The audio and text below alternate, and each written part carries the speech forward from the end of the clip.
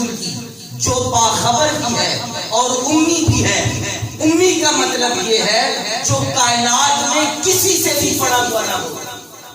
امی کا مطلب کیا ہے؟ جو کائنات میں کسی سے بھی نہ پڑھا ہوا ہو، بلکہ سارا علم اللہ رب العالمین نے خود عطا کیا ہو، اس ذات کو رسول امی کہا جاتا ہے۔ سبحان اللہ۔ اب امی کے مختلف تراجم ہیں۔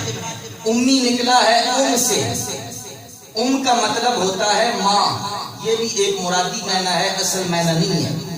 ام ماں کو کہا جاتا ہے، تو امی کہہ کر اشارہ ماں کی گود کی طرف کر دیا گیا کہ امی سے کیا مراد ہے؟ ایک حضرت عیسیٰ علیہ السلام تھے جنہوں نے پنگھورے کے اندر اپنی علم و حکمت کا اظہار کیا۔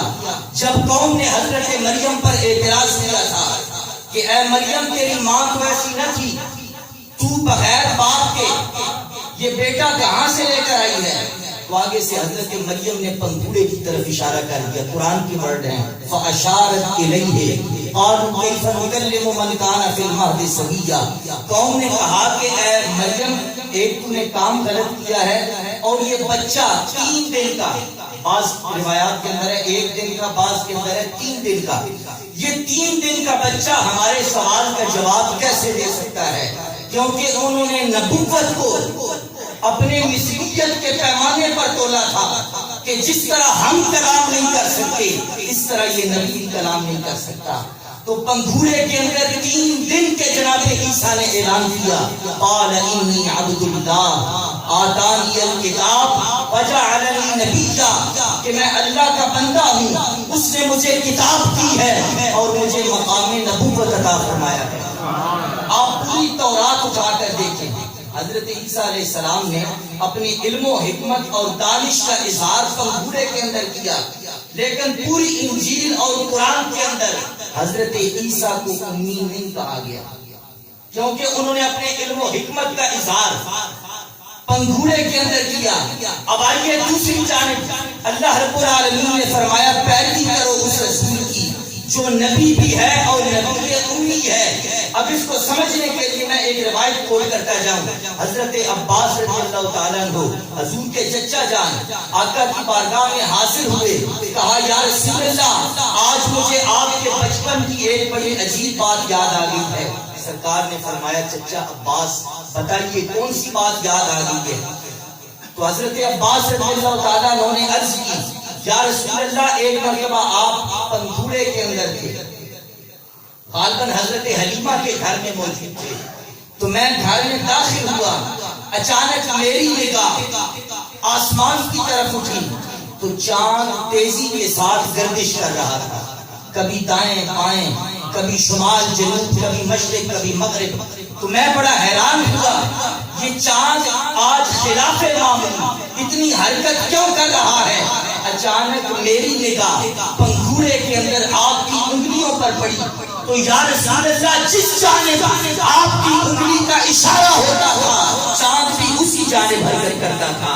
اعلیٰ حضرت نے اس محبت کا اظہار کیا کہ چاند جھک جاتا جدھر انگلی اٹھا کے مہد میں کیا ہی چلتا تھا اشاروں کا کھلونا نور کا۔ سرکار نے فرمایا اے میرے چچا عباس آپ اسی بات پر حیران ہو گئے، میں آپ کو اس سے بھی عجیب بات بتاتا ہوں۔ حضرت عباس نے کہا یا رسول اللہ اس سے عجیب بات کیا ہو سکتی ہے؟ سرکار نے فرمایا کہ تم میرے پنگھورے کی بات کرتے ہو، مجھے رب کی عزت و جلال کی قسم لوح محفوظ پر تقدیر الہی کا قلم چلتا تھا اور میں ماں کے پیٹ میں اس کو سن لیا کرتا تھا۔ ملائکہ رسالت، نعرہ تحقیق، نعرہ حیدری، نعرہ غوثیہ، علماء حق اہل سنت۔ سرکار نے فرمایا اے میرے چچا عباس لوح محفوظ پر تقدیر الہی کا قلم چلتا تھا اور میں اس قلم کے چلنے کی آواز کو سن لیا کرتا تھا، حالانکہ میں شکم مادر میں تھا۔ کیا علم ہے کیا علم نہیں، علم کی انتہا تقدیر الہی ہے، اور جب اس پر تقدیر الہی کا قلم چلتا تھا میرا مصطفیٰ اس کو ماں کے پیٹ میں سنا کرتا تھا۔ تو جو سارے علم جس نے پنگھورے میں علم و حکمت کا اظہار کیا، اس کے بارے میں امی نہ کہا. فرمایا امی وہ ہوتا ہے جو ماں کے پیٹ سے باخبر ہو کر آتا ہے. تو اللہ تعالیٰ کے حبیب سارے امی ماں کے پیٹ سے حاصل کر کے اس دنیا پر آئے. امی کا ایک مطلب جو سے نکلا ہے، جڑ کو کہا جاتا ہے جو کسی چیز کی اصل اور جڑ ہوتی ہے، اس سے ساری چیزیں وجود پاتی ہیں. تو اللہ رب العالمین کے حبیب کے بارے میں کہا گیا کہ یہ رسول امی ہے، یعنی یہ ساری کائنات کی اصل جڑ اور مبدا ہے. ساری کائنات اگر تخلیق ہوئی ہے تو ذات مصطفیٰ کے صدقے سے ہوئی ہے. علماء کرام بیان کرتے ہیں حدیث کی روشنی میں ساری کائنات کا ظہور محمد مصطفیٰ صلی اللہ علیہ وآلہ وسلم کے صدقے سے ہوا ہے.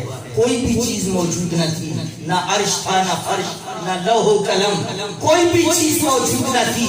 ایک خدا کی ذات تھی اور رب نے سب سے پہلے جس چیز کو درجہ تخلیق کیا وہ محمد مصطفیٰ کا نور ہے، اور اسی نور سے اللہ تعالیٰ نے ہر چیز کو پیدا کیا. تو فرمایا پیروی کرو اس رسول کی جو نبی بھی ہے اور امی بھی ہے. یعنی بے شک یہ آیا سب سے آخر میں ہے، لیکن ساری کائنات کا وجود اس محمد عربی کے صدقے سے. اب آگے سنتے جائیے.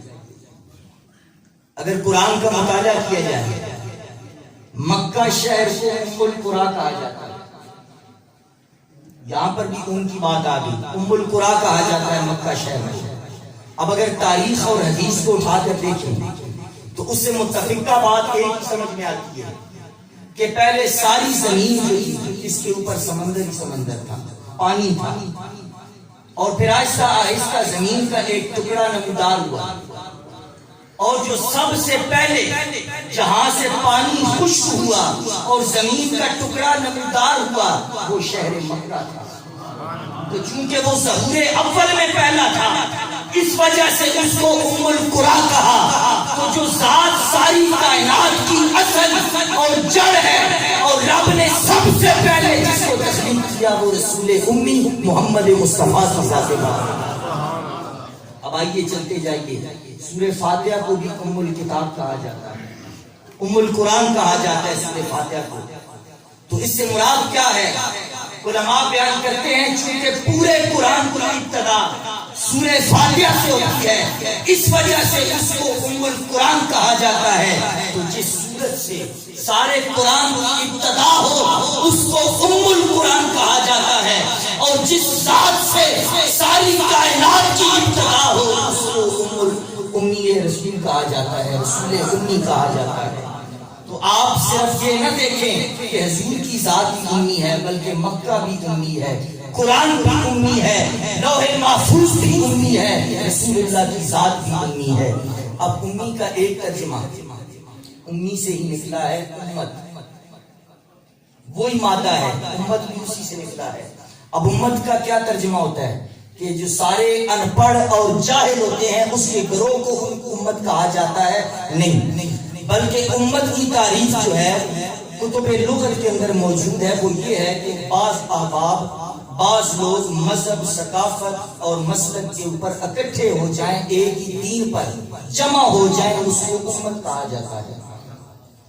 یعنی بے شمار لوگ ایک ہی ماہیت، ایک ہی مذہب اور ایک ہی ثقافت کے اوپر اکٹھے ہو جائیں تو اس کو امت کہا جاتا ہے. تو اب حضور علیہ الصلوۃ والسلام کے اندر کیا چیز جمع ہوئی کہ آپ کو رسول امی کہا جاتا ہے جو آپ ان سے نکلے؟ تو اس کا جواب یہ ملتا ہے کہ حضور کی ذات ایک وجود ہے، لیکن ساری کائنات کے اندر مصطفیٰ کا نام موجود ہے یہ ایک ہی ذات، لیکن آدم کا وجود بھی اسی سے ہے یہ ایک ہی ذات، موسیٰ اور نوح کا بھی وجود اسی میں سے ہے، سارے انبیاء کا وجود. حضرت عیسیٰ رب کے نور کی صفیت والی تجلی ابری، حضرت آدم بن گئے.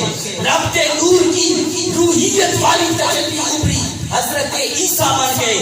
اللہ رب العالمین کے نور کے حسن کی تجلی بے نقاب ہوئی، حضرت یوسف علیہ السلام بن گئے. تو رب کا نور منتشر ہوا، سارے انبیاء بن گئے، اور رب کا نور ایک جگہ پر جمع ہوا تو محمد مصطفیٰ بن گئے. اور رسول امی بن گئے جو سارے نوروں کا مجموعہ اور اجتماعی حیثیت رکھتی ہے، وہ رسول امی محمد مصطفیٰ کی ذات